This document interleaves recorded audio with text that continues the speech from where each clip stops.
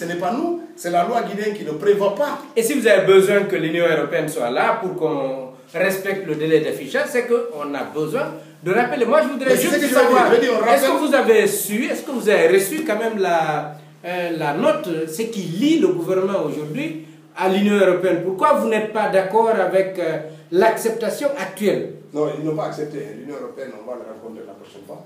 On va discuter, l'opposition va discuter avec l'Union européenne pour définir ce cadre de collaboration aussi. Ils ont eu un entretien avec la mouvance, ils en ont eu un avec la CENI, ils vont rencontrer l'opposition, ils vont harmoniser tout ça pour mettre en place un mode de collaboration qui tienne compte des intérêts des uns et des autres, de toutes les parties. Ce n'est pas parce qu'ils n'ont pas donné.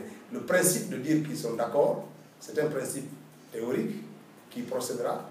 Maintenant, dans le détail, on va dire qu'est-ce qu'on va faire. Hein, on est d'accord, vous venez, mais qu'est-ce qu'on fait? Quand l'Union européenne vient, ils ne viennent pas présenter la perpétuation d'une dictature. Ils viennent promouvoir aussi des valeurs qui nous sont chères, de liberté, de démocratie, de respect des institutions. Voilà, quand l'argent de l'Union européenne vient quelque part, ça doit respecter ça, sinon on va accroître, perpétuer les dictatures. Et ce n'est pas ça leur mission. C'est pour ça que leur présence ici, plus ou moins, donne une certaine garantie, mais on attendra de voir le détail. Ce que nous avons parlé dans tout ça, c'est la rupture du dialogue. On apprenait récemment que vous avez été contacté par le président du cadre du dialogue. Qu'en est-il justement de ce Non, parce que le président, monsieur le ministre Sako, n'est pas responsable. Le président de la République envoie des gens qui n'ont aucune autorité. Vous aviez suivi le dialogue qu'on a eu avec lui. Il a géré le dialogue très bien. Ça s'est très bien passé. Il a rédigé un compte-rendu que le président de la République a rejeté là-bas. Ça n'a jamais été appliqué. Nous voulons avoir des responsables devant. Et puis je ne vois pas pourquoi. C'est le ministre de la Justice qui vient discuter avec l'opposition. Alors que la Constitution, dans son article 58, donne ce pouvoir au Premier ministre.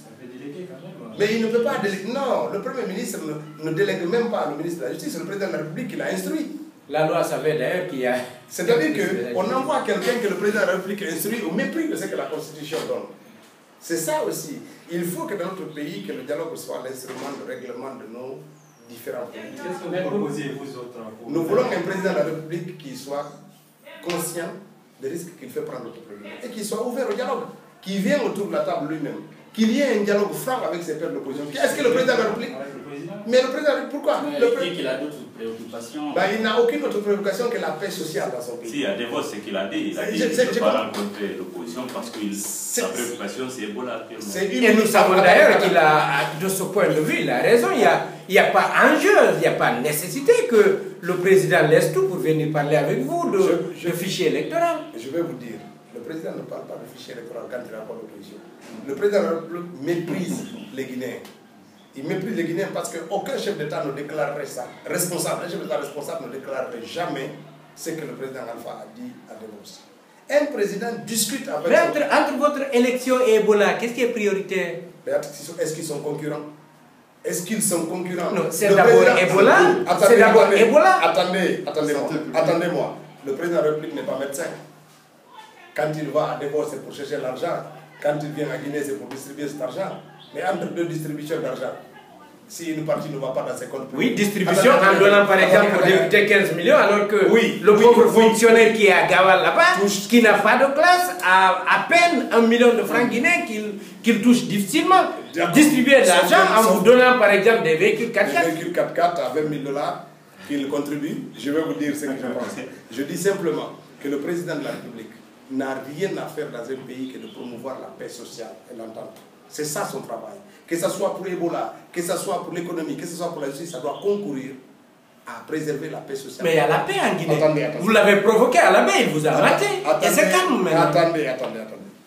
Donc, si le président... Mais il a maté l'opposition et c'est maintenant calme. Oui. Il y a la paix en Guinée, il n'y a pas de problème. Attendez. Je souhaiterais que le président prenne conscience de ça et qu'il vienne autour de la table pour dire...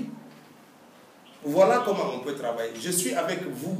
Parce qu'un président qui ne rencontre pas, vous imaginez un chef d'État qui peut gouverner 1 an, 2 ans, 3 ans, qui ne rencontre pas son opposition. Mais il les rencontre. Récemment, il a reçu d'Alain